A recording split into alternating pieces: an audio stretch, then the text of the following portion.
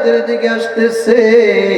মদিনার মানুষের ডাক দিয়ে কয়, খলিফাতুল মুসলিমিন, আবু যরকে ফাঁসি দিয়েন না। ওই যে মদিনার দুলবালু উড়াইয়া একটা যুবকের মতন দেখা যায়, কে জানি আসতেছে।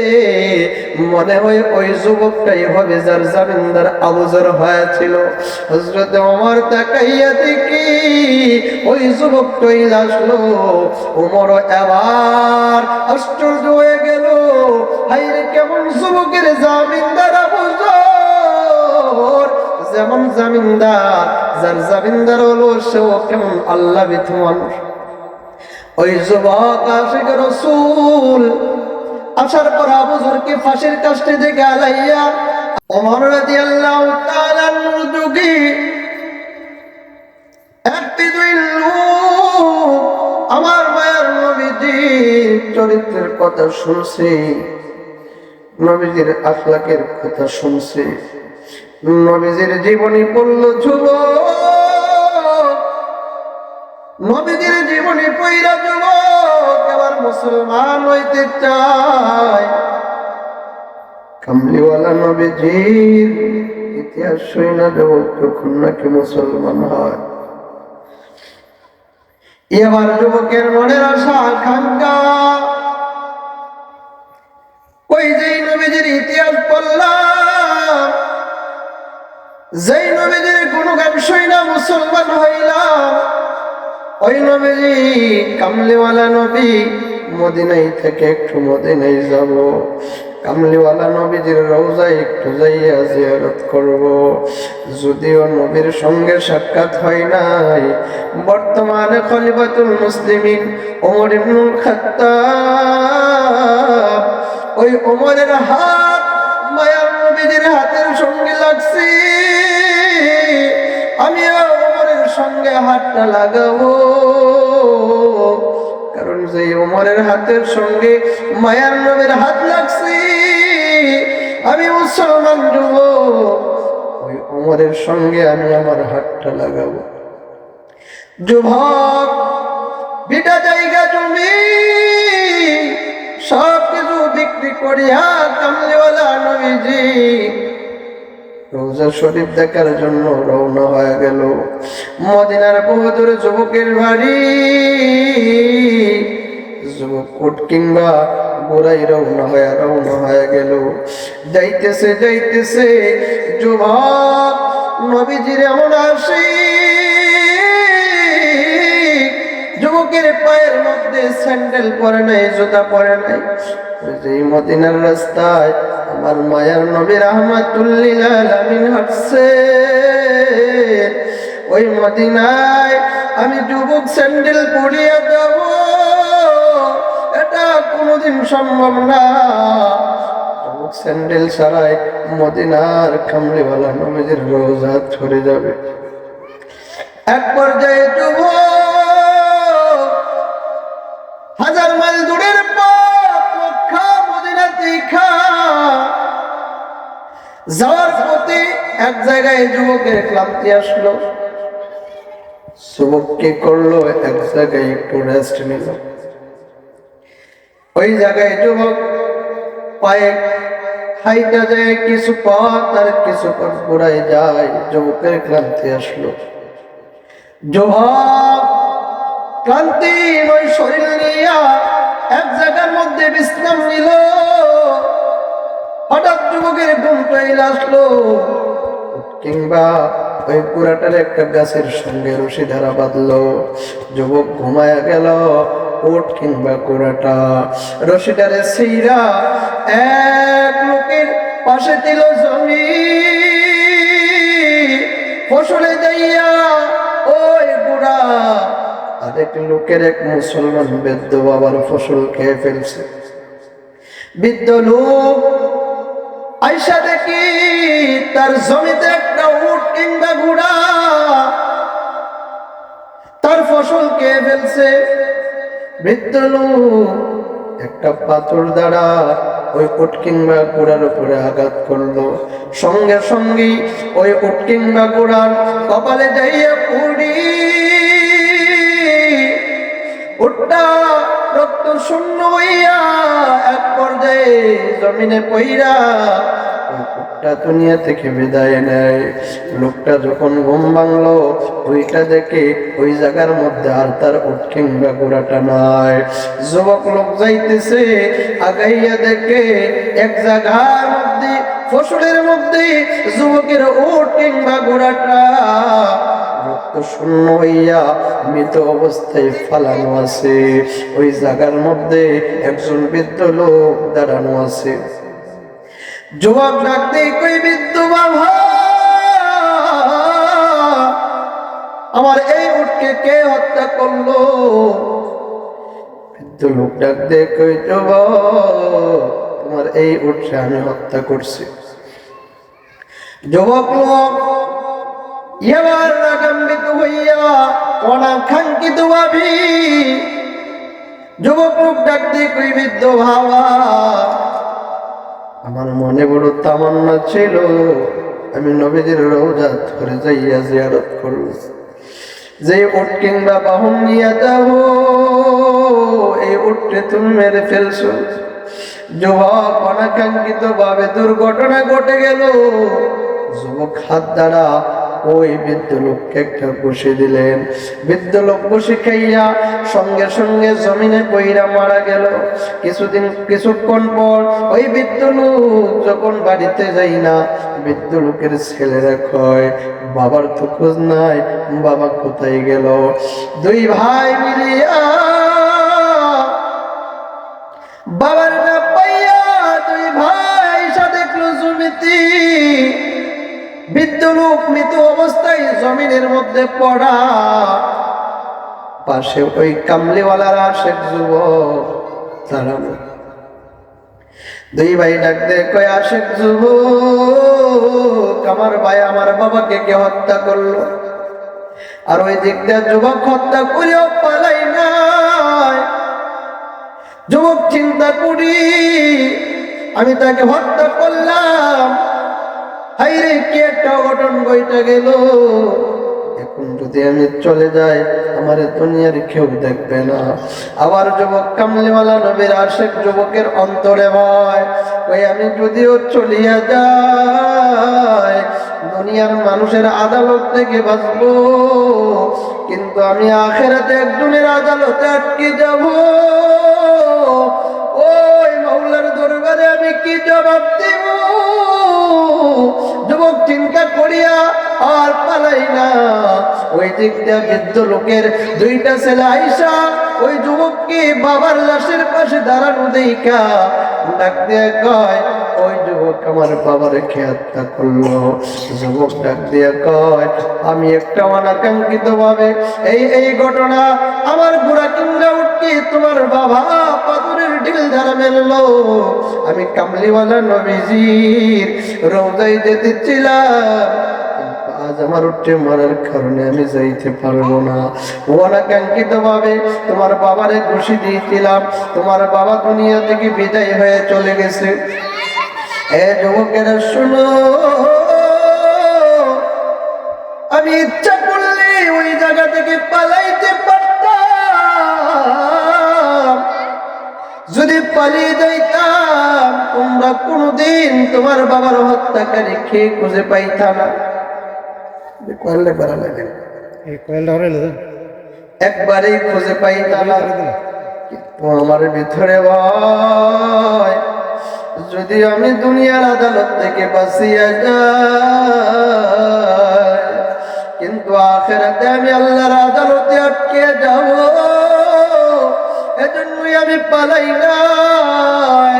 ও যুবক ভাইরা, আমার নিয়া মদিনার কামলিওয়ালা সাহাবী, বর্তমান খলিফাতুল মুসলিমিন ওমরের দরবারে আমার দাঁড় করায়া দাও, আদালতে নিয়ে দাঁড় করাও। ওমরের আদালত যেই রায় করে, আমার যদি ফাঁসি হয় আমি ফাঁসির কাষ্টে ঝুলব। আমি আবার চিন্তা করলাম যে ওটাকে আমি হত্যা করলাম, কিন্তু ওটের হত্যার বদৌলতে মানুষ হত্যা করা যাবে না। আমি ভুল করে ফেলেছি। মদিনার আদালতে ওই সময় খলিফাতুল মুসলিমিন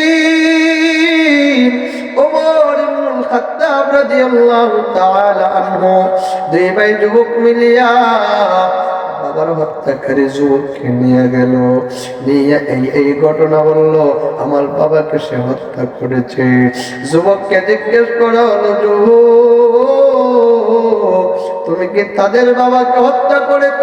খলিফাতুল মুসলিমিন অবশ্যই আমি তার বাবাকে হত্যা করেছি। খলিফাতুল মুসলিমিন হত্যা করে আমি পালাইয়া যাইতে পারতাম, কিন্তু আমি পালাইয়া যাই না।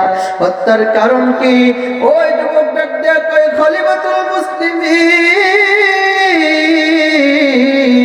আমি নবীজির চরিত্রের কথা শুনলাম, নবীজির আখলাকের কথা শুনলাম, নবীজির জীবনী পড়লাম, ওইটা আমি মুসলমান হইলাম। আমি রওনা হয়ে গেলাম ওই যেই নবীজির এই চরিত্রের কথা শুনি না, যেই নবীজির ইতিহাস পড়া মুসলমান হইলাম, ওই নবীজির রওজায় যাব এই আশা করিয়া আমি উটকিংবা ঘোড়া নিয়ে আসতেছিলাম। যুবকদের বাবা আমার উটকিংবা ঘোড়াকে হত্যা করেছে। অনাকাঙ্ক্ষিত ভাবে আমি একটা ঘুষি দিয়েছিলাম, ঘুষি খাইয়া বৃদ্ধ বাবা দুনিয়া থেকে চইলা গেছে। খলিফাতুল মুসলিমিন আমি ভালো করেই জানি ওই উটের হত্যার বদৌলতে মানুষ হত্যা করাটা আমার জন্য বড় অপরাধ। খলিফাতুল মুসলিমিনের আদালতে রায় হয়ে গেল, ওই যুবক আর কিন্তু রায় হয়ে গেছে মানুষ হত্যার বদৌলতে মানুষ হত্যা, এর মানে তোমাকে ফাঁসির কাস্টে চলতে হবে।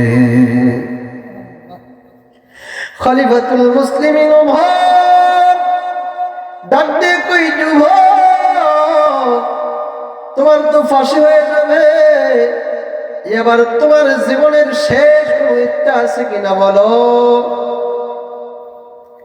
যুবক ডাক দিয়ে কয়, খলিফাতুল মুসলিমিন আমার জীবনের শেষ একটা ইচ্ছা আছে, আমার যদি শেষবারের মতন একটা বারের জন্য ছুটি দেন আমি একটু বাড়িতে যাই আসবো।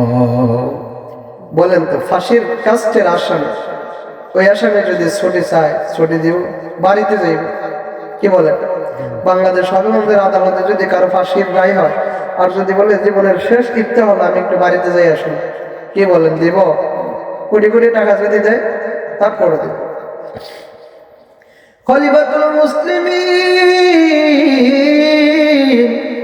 আমি মুসলমান হওয়ার আগে ইহুদি খ্রিস্টান থাকাকালীন সময়ে ইহুদি খ্রিস্টানদের সঙ্গে আমি ব্যবসা করতাম। ওই ব্যবসার সূত্রে কিছু ইহুদি খ্রিস্টানেরা আমার কাছে কিছু টাকা পাবি, ওই টাকার ঋণটা পরিশোধ করে আসবো। আর যদি ঋণ নিয়ে যদি আমি মারা যাই, ইহুদি খ্রিস্টানেরা আমাদেরকে অপবাদ দেবে, মুসলমানেরা ওই মুহাম্মদের উম্মতেরা তারা পরের মাল খায়া মরে, পরের মাল তারা ফোনা দিতে চাই না।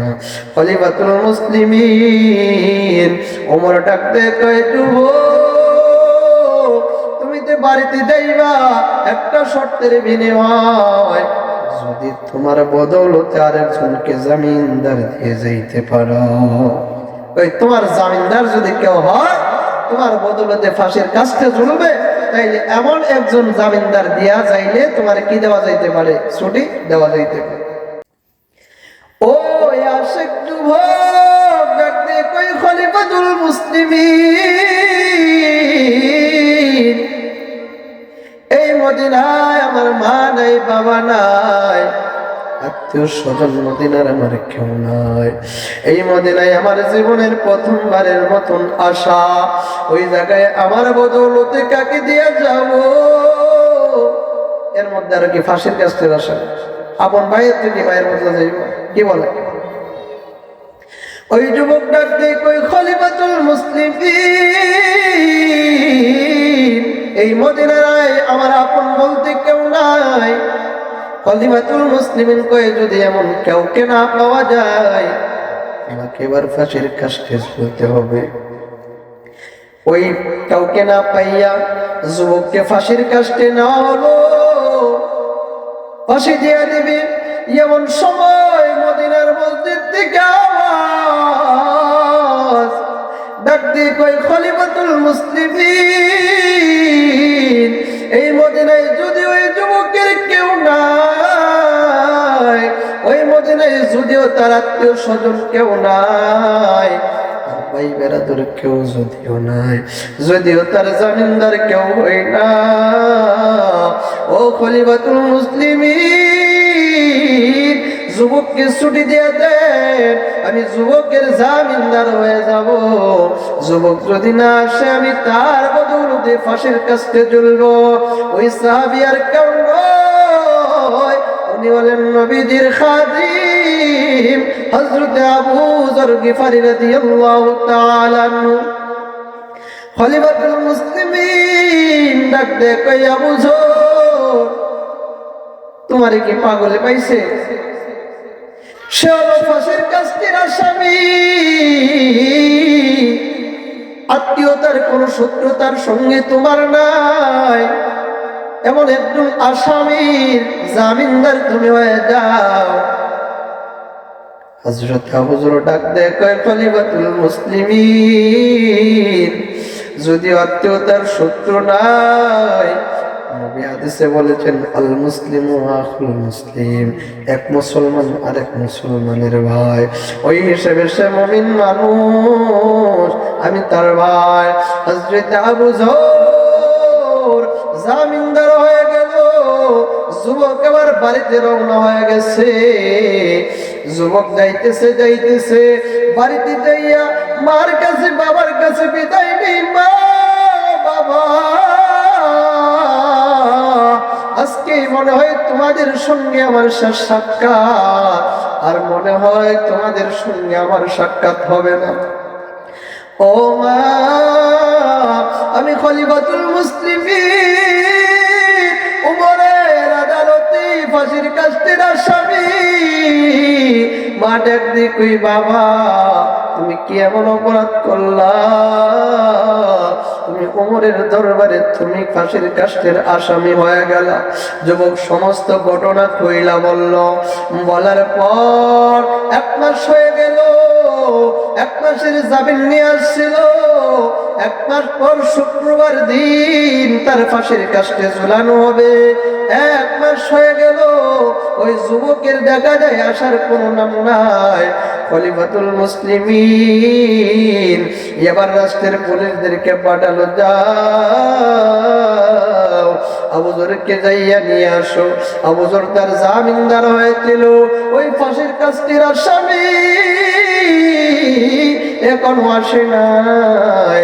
ওই ফাঁসির কাস্টের আসামির বদৌলতে আবু যরকে আনতে যায় বাহিনীরা। যাই আবু যরকে হাতের মধ্যে হ্যান্ডকাপ লাগাবি। আবু যর ডাক দেয় কই বাহিনীরা, আমাকে হ্যান্ডকাপ লাগানো লাগবে না, আমি এমনিতেই ওমরের আদালতে হাজির হয়ে যাব। হযরত আবু যর ফাঁসির কাস্টের আসামির বদৌলতে আজ ফাঁসি হবি।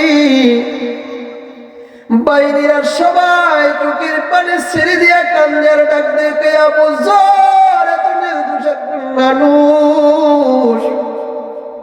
ওই আবু যর বাবার চেনা নাই, দাদার চেনা নাই, আত্মীয়তার কোন সূত্র নাই, এমন একজন যুবক ফাঁসির কাস্টের আসামির জামিনদার হইল। আজ ওই যুবকের বদলা ওমরের আদালতে আবু যরকে ফাঁসি দেওয়া হবে। মদিনার ওই আদালত প্রাঙ্গণে মদিনার মানুষের ভিড়, নারী পুরুষ সবাই চোখের পানি ছেড়ে দিয়ে কান্দার কই আবু যর নির্দোষ একটা মানুষ, আজ অন্যের জামিনদার হওয়ার কারণে আবু যরকে ফাঁসির কাস্টে ঝুলতে হবে। বাহিনীরা চোখের পানি ফালাইয়া কান্দি আবু যরের এই কথা শুনিয়া মদিনার মানুষেরও কান্না করে জল্লাদ আবু যরকে ফাঁসির কাস্টে নিয়ে যায়। এক পাও আগায় আর এক পাও পিছায়, ওই জল্লাদের চোখেও পানি। এই রে আবু যর, একজন নির্দোষ মানুষ আজকে অন্যের জামিনদার হওয়ার কারণে ফাঁসির কাস্টে ঝুলতে হয়। বড় শক্ত দিলের মানুষ খলিফাতুল মুসলিমিন ওমর, যার দিলটা দিল বড় শক্ত, ওই খলিফাতুল মুসলিমিন চোখের পানি ছেড়ে দিয়া দিয়া কান্দে আর ডাক দে কই আবু যর, আজ অন্যের জামিনদার হওয়ার কারণে তুমি ফাঁসির কাস্টে ঝুলতে হবে। হযরত আবু যরকে ফাঁসির মঞ্চে নেওয়া হলো। ওই সময় দেখা যায় মদিনার পথ দিয়া কে জানি ঘোড়া দৌড়াইয়া মদিনার বালুগুলো উড়াইয়া ওই মদিনার খলিফাতুল মুসলিমিন ওমরের আদালতের দিকে আসতেছে। মদিনার মানুষের ডাক দেয় কই খলিফাতুল মুসলিমিন, আবু যরকে ফাঁসি দিন না। ওই যে মদিনার দুলবালু উড়াইয়া একটা যুবকের মতন দেখা যায়, কে জানি আসতেছে। মনে হয় ওই যুবকটাই হবে যার জামিনদার আবু যর হয়েছিল। হযরত ওমর তাকাইয়া দেখি ওই যুবকটাই আসলো। ওমর এবার আশ্চর্য হয়ে গেল, হায়রে কেমন যুবকের জামিনদার আবু যর, যেমন জামিনদার, যার জামিনদার হলো সেও কেমন আল্লাহ ভীতু মানুষ। ওই যুবক আশিক রাসূল আসার পর আবু যরকে ফাঁসির কাস্টে থেকে আলাইয়া আসল আসামিকে নেওয়া হলো। আর ওই যে মৃত বাবা, যার সন্তানেরা তার বাবার জন্য বিচার চাইছিল, এই দুই যুবক এবার চিন্তা করে সে আমার বাবার আসল আসামি নয়, সে আমার বাবাকে ইচ্ছা করে হত্যা করি নাই, সে ইচ্ছা করলে আজ না আসতে পারতো, তাকে ফাঁসির কাস্টে থেকে বাঁচানো যেত। যদি না আসতো আজ আবু যর ফাঁসির কাস্টে ঝুলে যেত। কিন্তু যুবক আল্লাহকে ভয় করিয়া চলে আসছে। আমরা বুঝতে পেরেছি ওই যুবক আমার বাবাকে ইচ্ছা করে হত্যা করে নাই।